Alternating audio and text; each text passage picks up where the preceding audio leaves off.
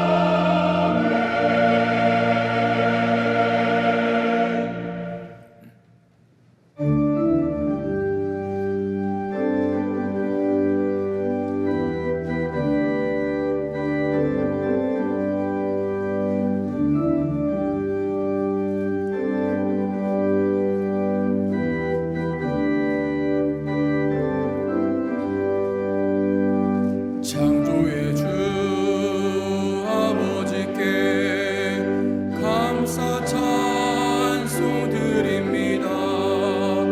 부름받은 자녀들이 주의 전에 함께 모여 찬송하고 기도하며 몸과 마음 모두 어서 주께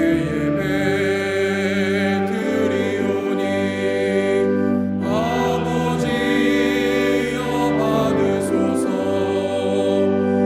은혜의 주 구세주여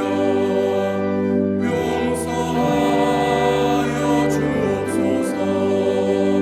허물 많은 죄인들이 주님 앞에 회개하니 거듭나게 해주시고 말씀으로 성장하여 서로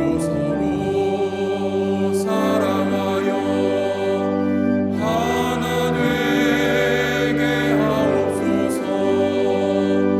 능력의 주 성령이여 새 마음을 주옵소서. 구원받은 성도들이 주의 성령 충만하여 풍부하신 주의 복을 땅끝까지 전파하여 하늘나라 세우도록 능력으로 이끄소서. 다 같이 참여의 기도를 드리겠습니다. 자비로우신 하나님, 저희는 바쁘게 지나가며 고통 속에 부르짖는 이들의 소리를 외면했습니다. 주님처럼 멈추지 못하고 사랑 없이 지나쳐온 저희를 용서하여 주옵소서. 이제 저희를 위해 멈춰서신 주님의 은혜를 기억하며 사랑으로 멈추는 삶 살게 하여 주시옵소서. 이제는 하나님께 저희 각자의 죄를 참회하며 계속 기도드립니다.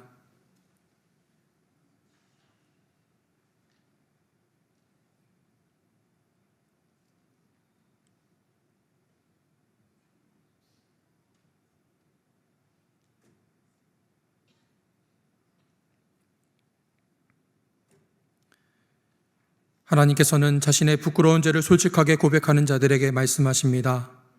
이날에 너희를 위하여 속죄하여 너희를 정결하게 하리니 너희의 모든 죄에서 너희가 여호와 앞에 정결하리라. 이제 사도신경으로 저희의 신앙을 고백하오니 나는 전능하신 아버지 하나님 천지의 창조주를 믿습니다. 나는 그의 유일하신 아들 우리 주 예수 그리스도를 믿습니다.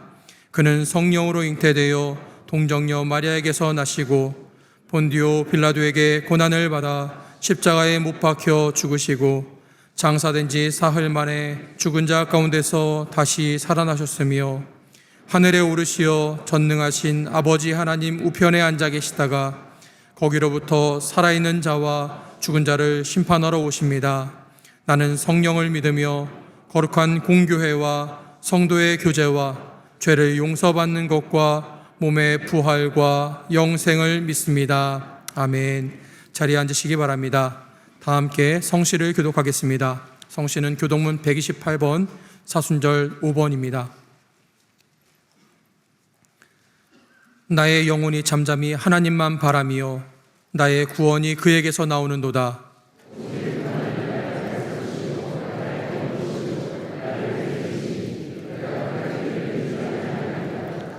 넘어지는 담과 흔들리는 울타리같이 사람을 죽이려고 너희가 일제히 공격하기를 언제까지 하려느냐?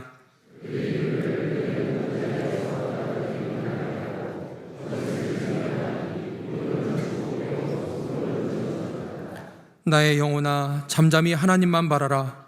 물은 나의 소망이 그로부터 나오는도다.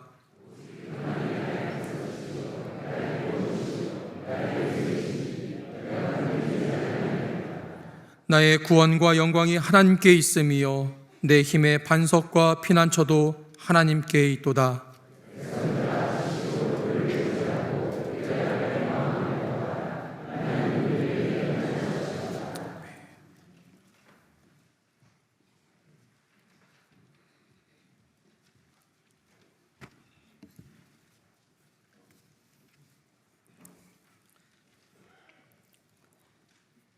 거룩하시고 자비로우신 하나님 아버지, 만물이 소상하는 아름다운 봄, 저희를 영락의 거룩한 성전으로 불러주시니 감사합니다.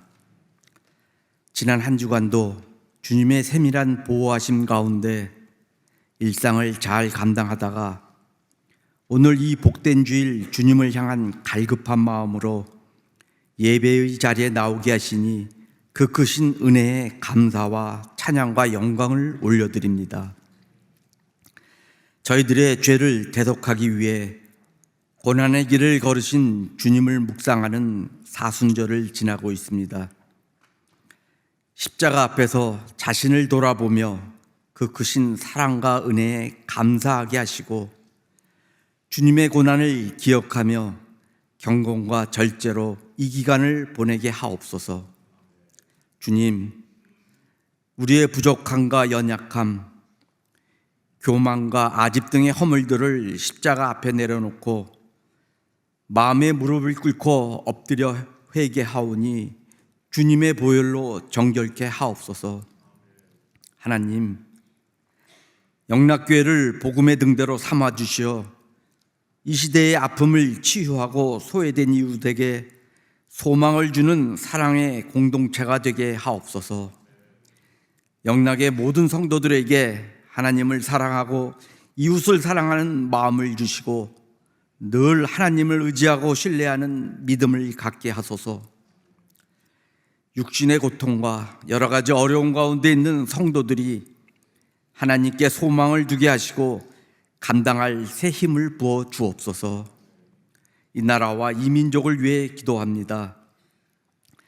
대통령과 위정자들에게 하나님을 두려워하는 마음과 지혜를 주시어 나라와 국민을 잘 섬기게 하소서.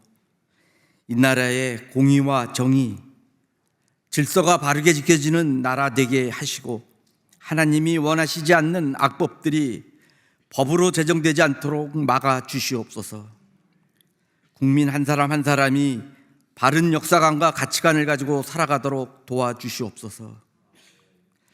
이 시간에도 전쟁과 기근, 여러 가지 재해로 어려움을 겪고 있는 모든 이들을 긍휼히 여겨주시고 고통 가운데 있는 북한 동포들을 긍휼히 여기사 복음 통일이 속히 이루어지게 하옵소서. 말씀 사역과 목양 사역에 분주하신 김은성 담임 목사님께 성령님 늘 함께 하시어 영육 강건함과 맡겨진 모든 사역 잘 감당할 힘을 더하여 주시고 부교육자들에게도 같은 은혜 내려 주시옵소서. 이제 목사님으로부터 복음 거룩한 파괴입니다라는 지하의 말씀을 받습니다. 말씀을 받는 모든 성도들의 마음이 옥토로 준비되어 말씀이 삶의 열매로 풍성히 맺히게 하옵소서. 이 시간 하나님께 온 마음 다하여 찬양을 올려드리는 베들레헴 찬양대의 찬양을 기뻐 받아주시고 부르는 이와 듣는 성도들 모두에게 은혜 넘치게 하옵소서. 이 예배를 위해 보이지 않는 곳에서 수고하는 모든 이들의 헌신을 기억하여 주시옵소서. 이 모든 말씀 우리를 구원하시고자 고난의 길을 묵묵히 홀로 걸어가신 예수 그리스도의 이름으로 기도드립니다. 아멘.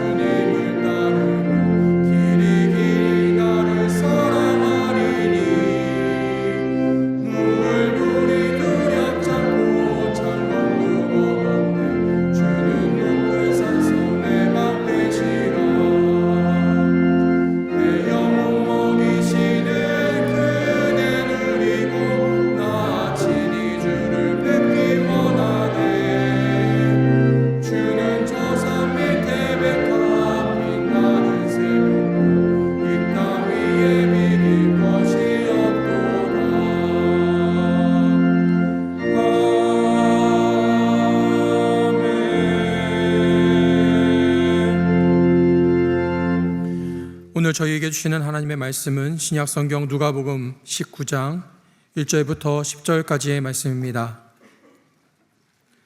누가복음 19장 1절부터 10절의 말씀입니다. 하나님의 말씀을 봉독합니다. 예수께서 여리고로 들어가 지나가시더라. 삭개오라 이름하는 자가 있으니 세리장이요 또한 부자라.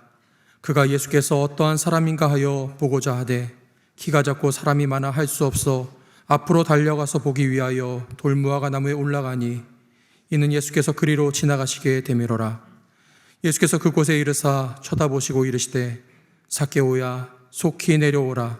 내가 오늘 내 집에 유하여야 하겠다 하시니 급히 내려와 즐거워하며 영접하거늘 무사람이 보고 수군거려 이르되 저가 죄인의 집에 유하러 들어갔도다 하더라. 삭개오가 서서 주께 여짜오되 주여 보시옵소서. 내 소유의 절반을 가난한 자들에게 주겠사오며 만일 누구의 것을 속여 빼앗은 일이 있으면 내 갑절이나 갚겠나이다.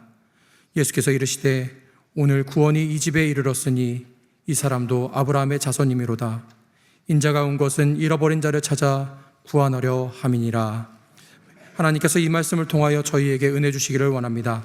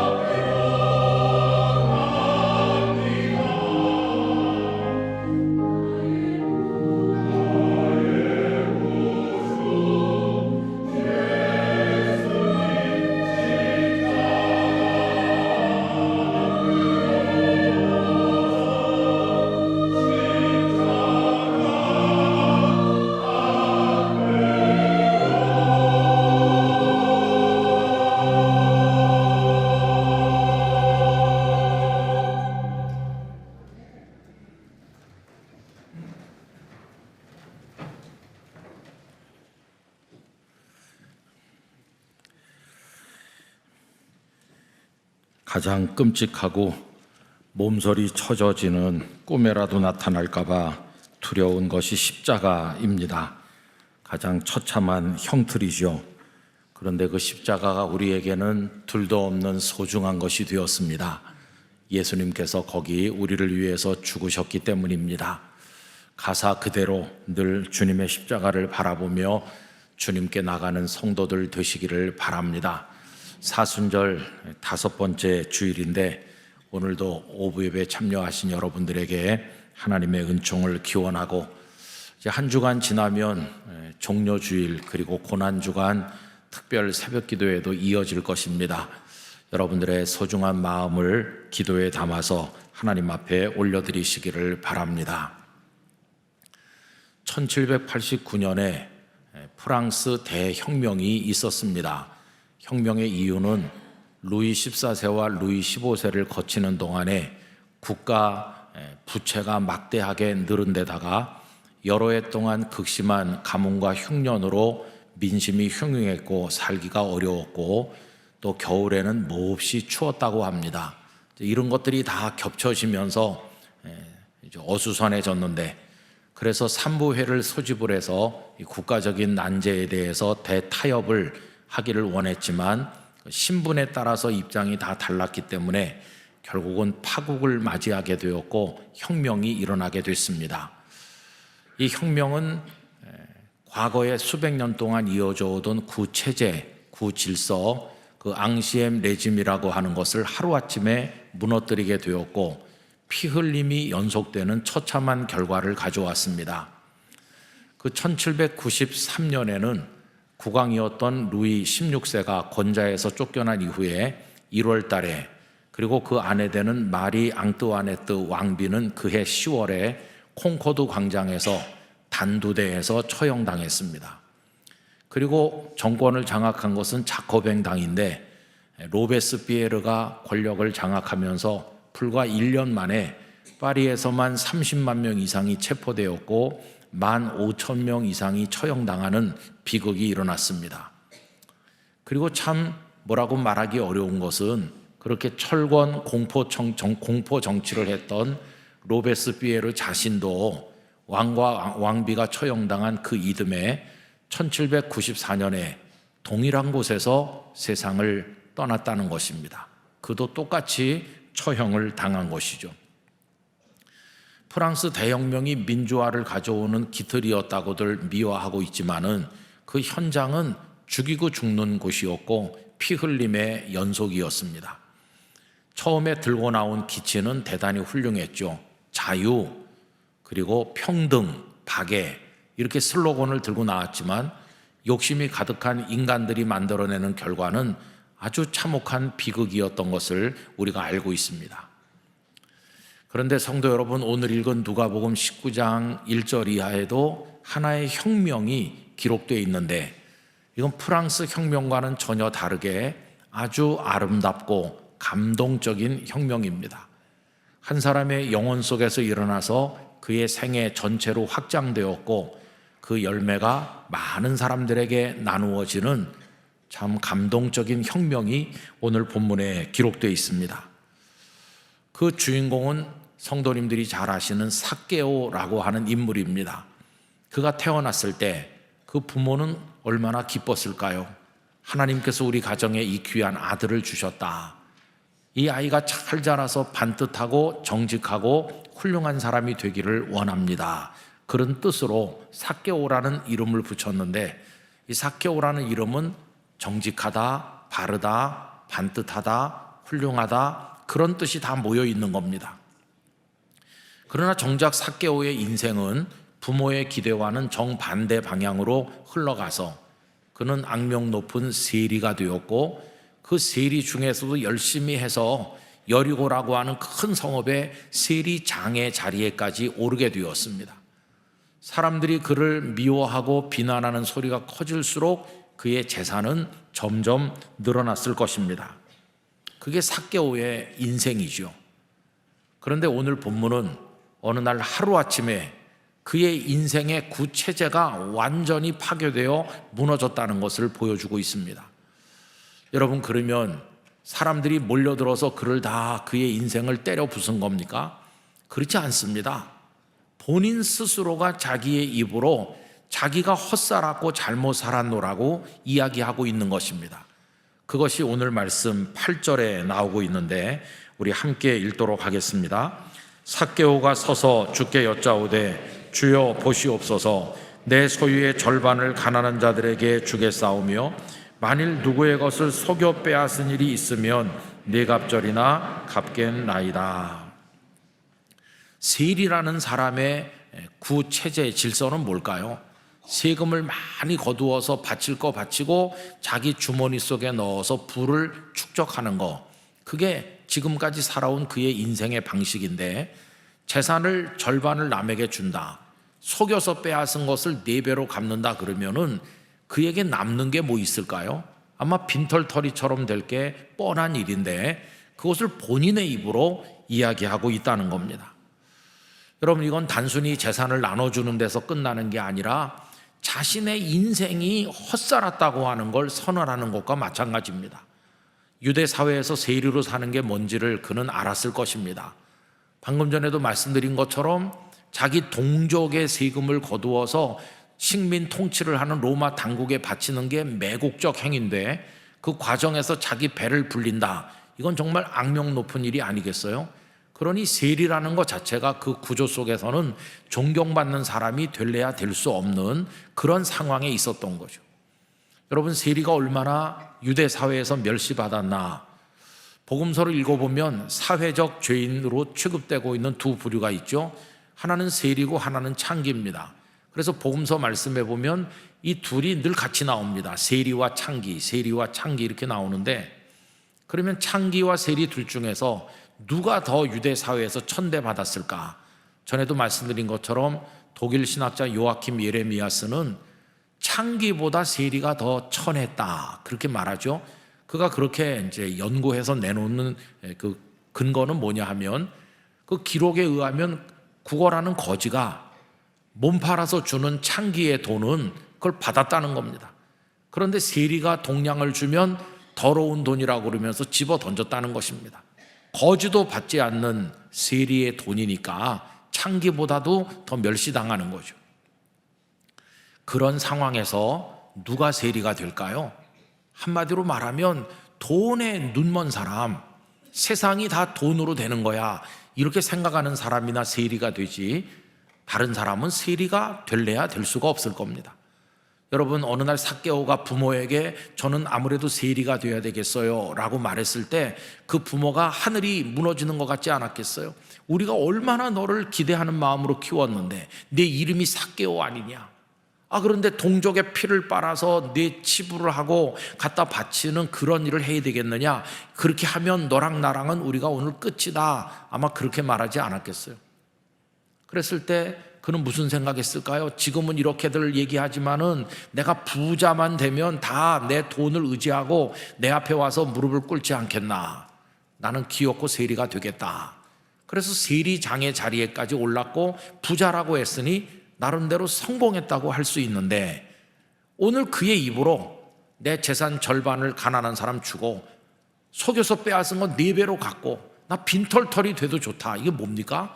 지금까지 살은 거 그거 헛살았다, 이렇게 자기 스스로 자기 인생의 실패를 선언하는 것과 마찬가지 말이라는 것이죠. 그는 자신의 과거를 스스로가 다 파괴해서 부수고 있다고 할 수 있어요. 여러분, 그럼 어떻게 그에게 이런 일이 일어났을까요? 첫째는 자기가 구축해온 인생 속에서 전혀 기쁨과 행복을 누리지 못했기 때문이죠. 여러분, 처음에 돈이 좀 모여지고 할 때는 나름대로 보람이 있었을는지도 모릅니다. 그래도 내가 욕은 먹지만 돈을 모으고 있지 않나. 근데 여러분, 그게 어느 시점이 지나면 다 만사가 시들한 것입니다. 사람이라고 하는 것은 권력이나 명예나 어떤 재물이나 이런 것으로 만족할 수 없는 존재죠. 예수님 말씀하시기를 사람은 떡으로 사는 게 아니라고. 떡도 물론 있어야 되겠지만 궁극적으로 사람이 사는 건 하나님의 입에서 나오는 모든 말씀, 그 진리 속에 있는 생명으로 사는 거지 세상에 있는 그런 것들로 사는 게 아니다. 여러분, 어느 정도 재산이 모은 다음에는 더 생긴다고 더 기쁜 게 아니라 다 시들했을 거예요. 마치 3끼 4끼 먹고 간식까지 잔뜩 먹어서 찬 사람에게 빵 하나를 더 준들, 그게 무슨 기쁨이 되겠어요. 그의 인생에 구멍이 뻥 뚫리고 찬바람이 불어 들어오는데 아무리 그 돈으로 메우려고 해도 메워지지 않고, 진심으로 자신을 사랑해주고 눈물을 흘려 걱정해주는 사람도 없고, 완전히 버려진 인생처럼 되고 나니까 내가 헛살았나? 인생이 이렇게 허무한가? 외로운 것인가? 그렇게 된 것입니다. 여러분, 그러고 있을 때 두 번째, 결정적으로 그의 인생에 그런 변화가 일어나게 된 것은 거기 예수님이 계셨기 때문이에요. 여러분, 자기 인생을 헛살았다고 생각한다고 해서, 그리고 실패라고 여긴다고 해서 모두의 인생이 새롭게 재건되는 거 아니잖아요. 어떤 사람은 자포자기한 나머지 스스로 파국에 이르고 생명을 끊는 사람도 있고 포기하는 사람도 얼마나 많습니까? 근데 삭개오가 그 지경에서 주저앉지 않고 다시 일어설 수 있게 된 것은 그의 뚫린 영혼을 메워주시는 예수 그리스도께서 거기 계셨기 때문이에요. 예수님의 사랑이 그를 새롭게 만드셨기 때문이에요. 그럼 도대체 예수님은 삭개오에게 뭘 해주셨나요? 그 내용이 오늘 본문 5절에 함축되어 있습니다. 5절을 같이 읽어보겠습니다. 예수께서 그곳에 이르사 쳐다보시고 이르시되 삭개오야 속히 내려오라. 내가 오늘 네 집에 유하여야 하겠다 하시니. 여러분, 이렇게 쭉 읽고 넘어가기 쉬운 이 5절 말씀이 우리 성도들에게 그대로 이루어지기를 축복합니다. 요걸 하나하나 한번 가만히 뜯어서 생각을 해보세요. 제일 먼저 언급된 것은 그곳에 이르사라는 것입니다. 그곳이 어디입니까? 그곳이 삭개오가 있는 곳이죠. 예수님께서는 삭개오가 어디 있는지 아시는 거예요. 그가 여리고에 있기 때문에 여리고로 오셨다고 믿습니다. 지난주일에 말씀드린 것처럼 소경 거지 바디메오가 앉아서 구걸하는 그 성문 앞 길거리로 예수님이 지나가신 이유가 뭘까? 우연히 지나가신 게 아니라 바디메오가 거기 있음을 아셨기 때문에 예수님은 일부러 그리로 지나가셨다고 믿습니다.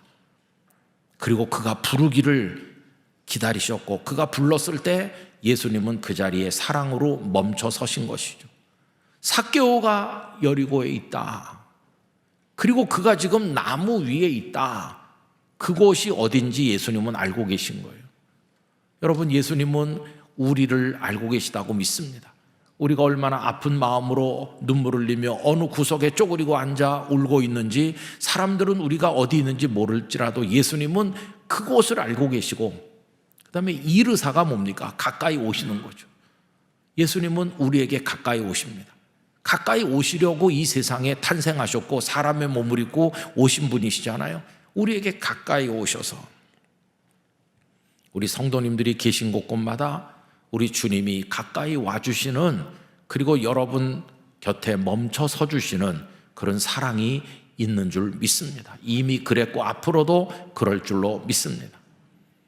그 다음에 두 번째 삭개오에게 해주신 건 뭐냐 하면 쳐다보셨다는 거예요. 쳐다보시고. 여러분, 그 나무 아래로 오셨다고 해서 다 쳐다보는 건 아니지 않습니까? 그냥 지나가실 수도 있는 건데 주님은 멈춰 서더니 이렇게 쳐다보셨어요. 그걸 마치 어떤 그림 한 폭을 보듯이 상상해 보세요. 삭개오는 내려다보고 있고 예수님은 올려다보고 계시죠. 근데 이게 사실은 반대로 된 겁니다. 원래 예수님은 하늘 보좌에 계신 분이시고 우리는 땅에 두 발 디디고 있기 때문에 주님이 내려다보시고 우리가 올려다보는 게 그게 정상적인 것인데, 예수님은 오히려 삭개오보다 더 낮은 자리에 오셔서 올려다보고 계신 거죠. 여러분, 예수님은 보통 사람보다도 더 낮은 곳에 내려가셨어요. 그게 바로 십자가에서 죽는 자리까지 당신을 낮추셨다. 십자가에서 죽기까지 낮아지셔서 우리를 오히려 올려보시면 그런 자리에까지 낮아지셨어요. 그게 예수님의 사랑이죠. 삭개오의 시선과 예수님의 시선이 딱 만납니다. 예수님은 사랑으로 바라봅니다. 삭개오야, 너 보고 싶었어. 그러면서 올려다보시고 사랑으로. 삭개오는 이렇게 따뜻한 눈으로 나를 바라보시는 분이 있었나? 그분의 시선을 받으면서 그의 눈에 감동과 기쁨의 눈물이 그렁그렁 맺히지 않았겠어요? 그렇게 시선이 만나는 거예요. 여러분, 주님께서 모든 순간에 우리를 그렇게 보고 계신 줄 믿습니다. 그 주님의 시선을 느낄 수 있는 영적 민감함을 가지고 감사함으로 살아가시기를 바랍니다. 그리고 예수님께서 그 다음에 하신 일은 이름을 불러주시는 거예요. 삭개오야, 내려오라고 부르시는 거예요. 사람들은 삭개오의 이름을 부르지 않았을 겁니다. 저 세리 녀석, 저 악당 같은 녀석, 아이 지긋지긋한 녀석이야, 다 이렇게들 얘기했겠죠. 삭개오라는 이름은 그가 어렸을 때 그 부모님이 사랑하는 마음으로 그가 삭개오가 되기를 기대하는 마음으로 불렀을 겁니다. 그런데 어느 순간부터 나이가 들고 세리가 된 다음부터는 그를 삭개오라고 좋은 뜻으로 불러주는 사람은 아마 거의 없었을 겁니다. 애들도 아버지를 이름으로 부르진 않았을 거고 그 아내도 이름으로 부르진 않았겠죠. 그 다음부터 삭개오는 더럽혀진 이름, 비웃는 이름으로 바뀌었어요. 그런데 예수님은 그를 이름으로 부르셨어요. 그를 인정해 주시고 존중해 주셨어요. 한 사람의 존재로 그의 실존을 소중히 여겨주시고, 삭개오야라고 부를 때 그 속에 약속이 들어있었다고 믿습니다. 내 이름이 큰 기대를 가진 이름인데 이렇게 더럽혀지고 망가졌구나. 그러나 걱정하지 말아라. 내가 너를 진짜 삭개오, 바른 사람, 반듯하고 정직한 사람 되도록 내가 너를 고쳐주겠다. 새 인생 살게 해주겠다. 그런 예수님의 약속이 그를 부르는 속에 들어있다고 생각합니다.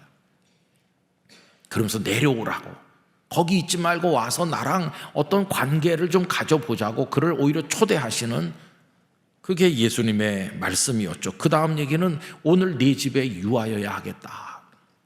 여러분, 사람들은 세리하고 상종하지 않았고 식사도 안 했고 깊은 어떤 연관을 가지지 않으려고 애썼다고 하는데 예수님은 그의 집에 가시겠다는 거예요.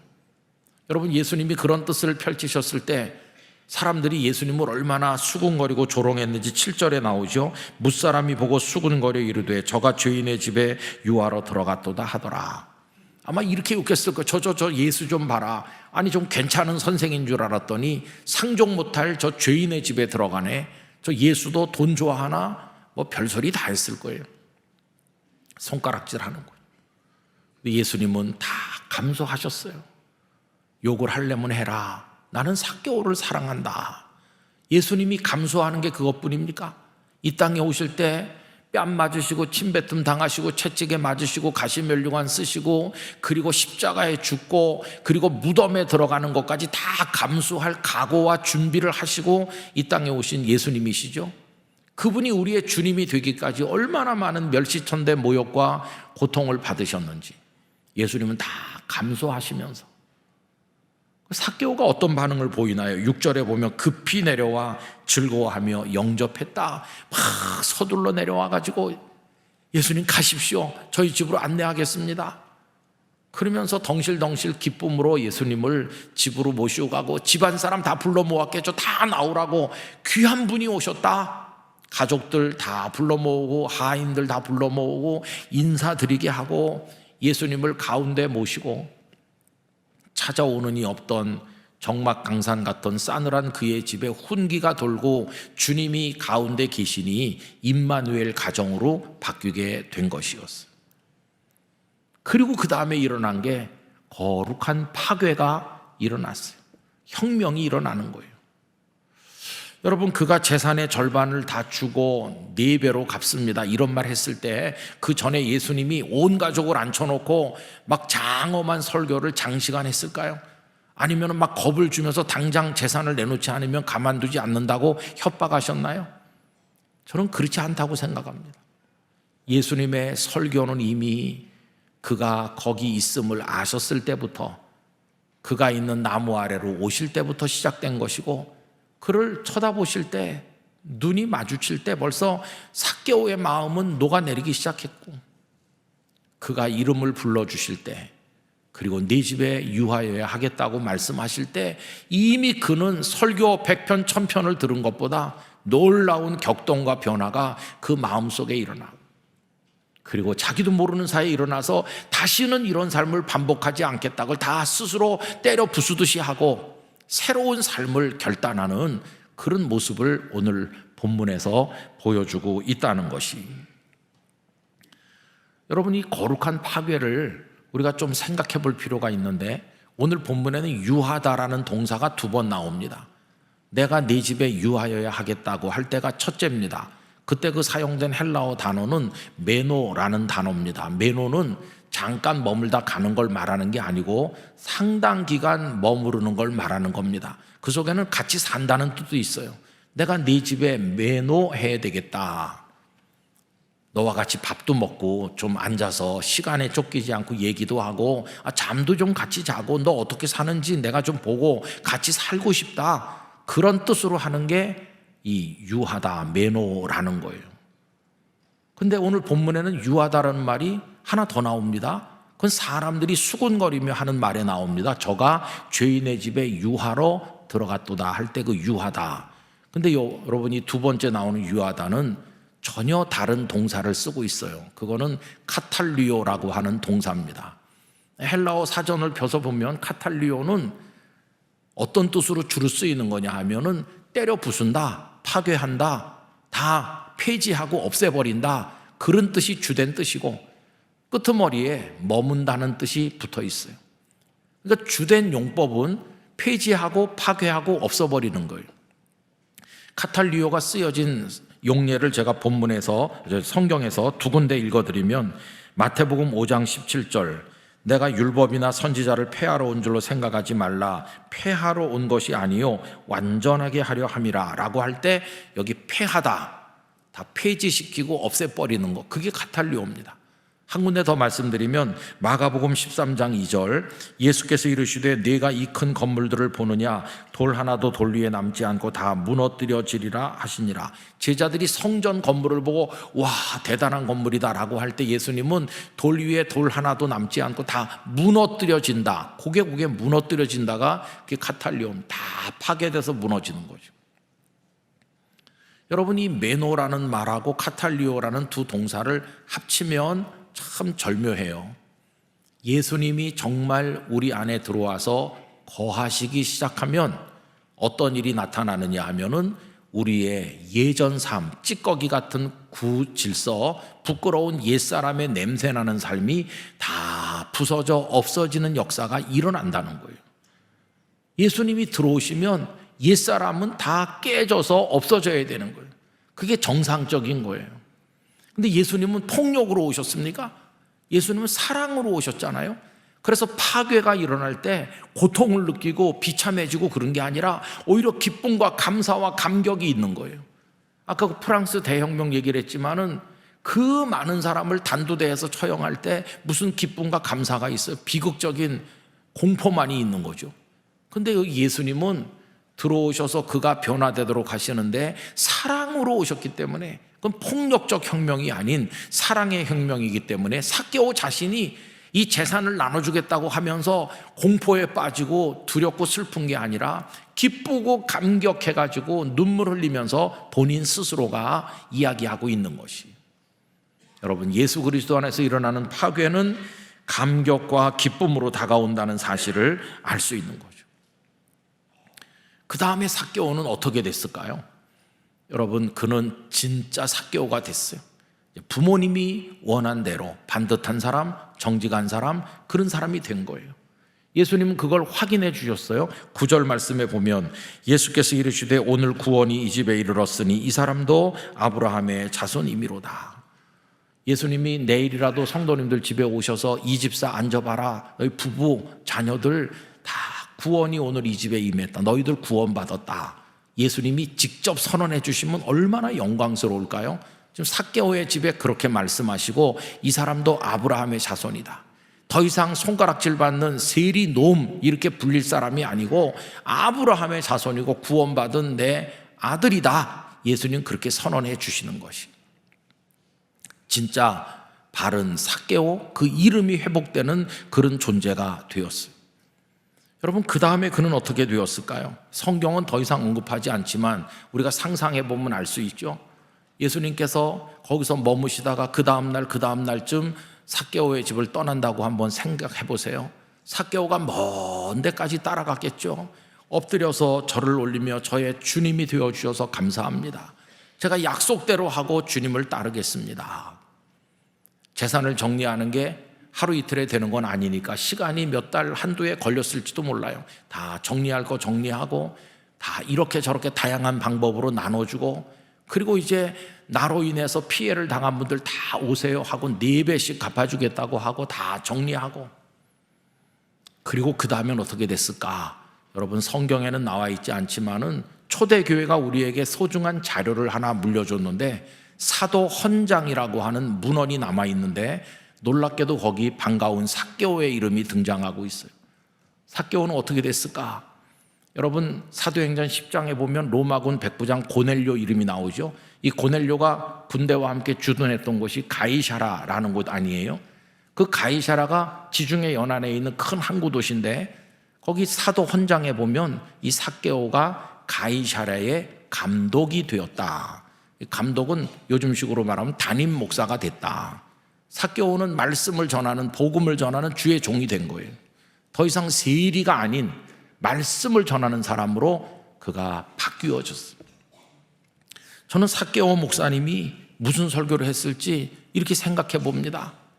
그날 얘기를 했겠죠. 그날 제 영혼이 다 춥고 너무나도 고통스럽고 힘들 때, 내 인생이 헛살았어 이렇게 좌절하고 있을 때 그분이 여리고에 오셨죠. 그분이 어떤 분인지 정말 간절히 알고 싶어서 내가 나갔는데 사람이 너무 많고 키는 작고 그래서 나무에 올라갔죠. 그런데 그분이 내가 거기 있는 걸 아시고 내게로 오셔서 날 쳐다보시고 하면서 그날의 그 일을 쭉 이야기하면서, 그분이 나에게 다른 말씀 길게 안 했지만 이미 제 마음이 녹아내렸고 저는 그분 뜻대로 살기를 원했고 오늘 여기 이렇게 있습니다. 복음 안에서, 예수님의 사랑 안에서 자신의 인생이 어떻게 파괴되고 새롭게 되었는지를 쭉 간증적으로 이야기하지 않았겠어요? 그게 삭개오 목사님의 설교 주제였겠다, 그렇게 생각합니다. 여러분, 그때 이후로 과거가 다 깨져서 부서지고 새롭게 거듭나는 역사는 지금도 진정한 그리스도인들 안에서 이루어지고 있는 거죠. 그리스도 안에서 새로운 피조물이 되는 겁니다. 고린도후서 5장 17절, 그런즉 누구든지 그리스도 안에 있으면 새로운 피조물이라. 이전 것, 옛날 구질서, 구체제, 내 살아오던 방식은 다 이제는 사라져 없어져, 폐지되고 깨져서 부서지고 다 없어졌어요. 없어지고 보라, 새 것이 되었도다. 여러분, 이제 우리 모습을 봐야 되는데, 예수님을 몇십 년 부르고 사는데도 아직도 내 속에 옛날 거가 그대로 남아있다면 그건 아직 복음의 능력을 모르는 거예요. 그냥 이렇게 소리만 요란한 거지. 정말로 예수님이 우리 안에 매너하셔서 들어와 계시면, 임마누엘 되면 내가 변해야 되는 거예요. 옛날에 그 아집과 그리고 그 교만함과 욕심과 헛된 거를 추구하던 그런 거 다 변해야 돼요. 우리 찬양은 잘 불러요. 우물가의 여인처럼 난 구했네. 헛되고 헛된 것들을 그러면서 가슴을 막 치고, 주여 헛된 것만 구한 이 종을 용서해 주세요. 삭개오가 헛된 걸 구했잖아요. 그러면서 막 기도하고, 근데 예배당 바깥에 나가면 다시 또 헛된 걸 구하고 그래요. 변하질 않는 거예요. 그리고 여전히 다른 사람 비난하고 미워하고 그렇게 산다고 그러면 아직 복음의 능력 안에 들어오질 않은 거예요. 주님이 들어오시면 다 파괴하고 부수는 거룩한 파괴가, 새로운 혁명이 일어나게 된다는 것이. 이제 우리는 옛사람 벗어버리고 새사람 되는 건데, 나 이제 주님의 새 생명 얻음, 옛것은 지나고 새사람 되었다고 찬송하잖아요. 조금 이따 부를 찬송가, 여러분의 고백을 담아서 하나님 앞에 찬송하시고 우리 안에 그런 놀라운 변화가 일어나기를 간절히 바라는 것입니다. 그게 정말 복음의 사람이 되는 것이고 그 능력 안에 거하는 것이, 오늘 오후에 예배하는 여러분 모두 안에 이런 하나님의 역사가 일어나게 되기를 간절히 기원합니다. 오늘의 삭개오가 돼야 되는 거죠. 그런 축복을 주님의 이름으로 기원합니다. 기도하겠습니다. 아버지 하나님, 과거에 냄새나고 더럽고 추악한 것에 매달려 살았던 우리의 옛 삶을 거룩한 파괴가 일어나 다 부수어 폐지하여 없애버리게 하시고 예수 그리스도 안에서 새로운 삶을 살아가는 저희가 되도록 복음의 능력 안에 참 변화를 허락하여 주옵소서. 예수님의 이름으로 기도하옵나이다. 아멘.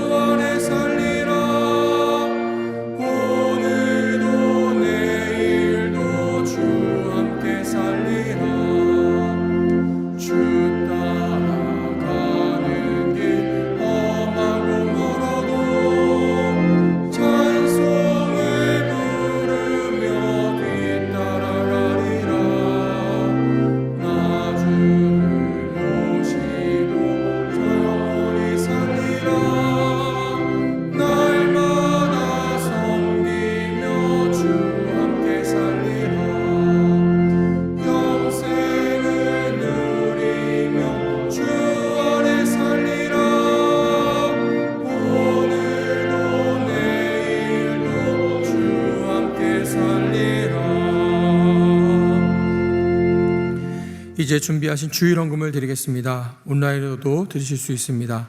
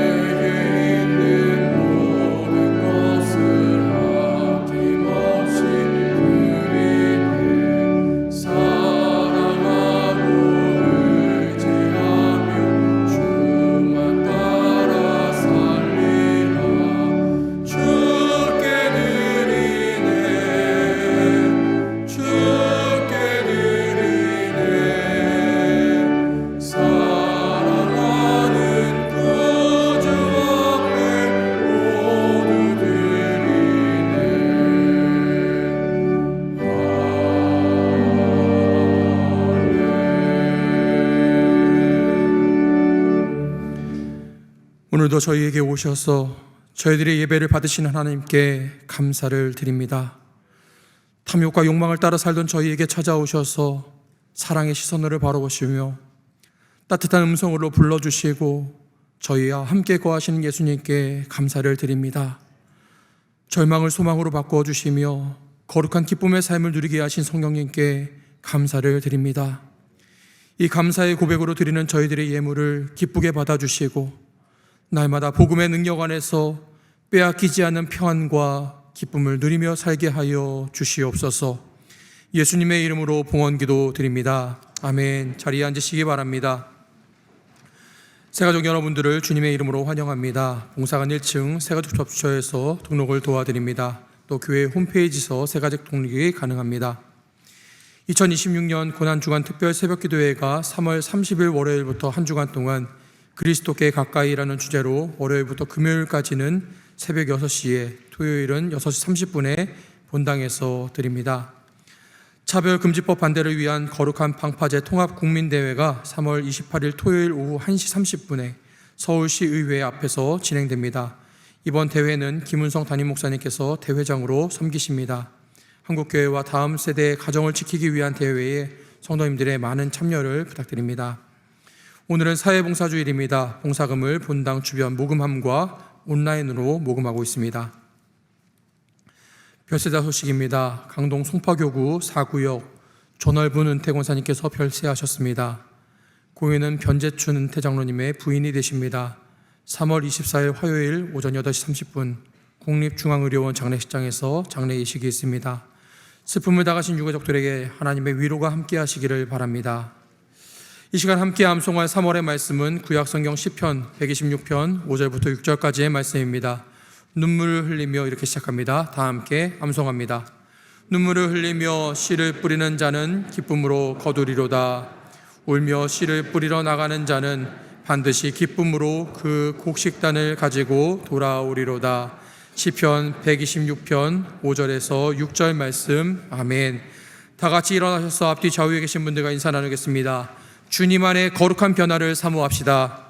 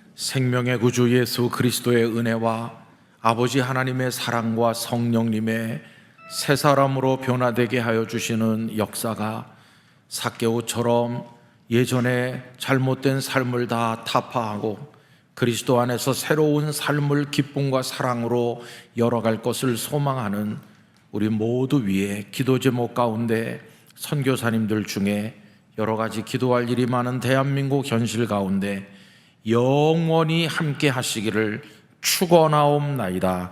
아멘.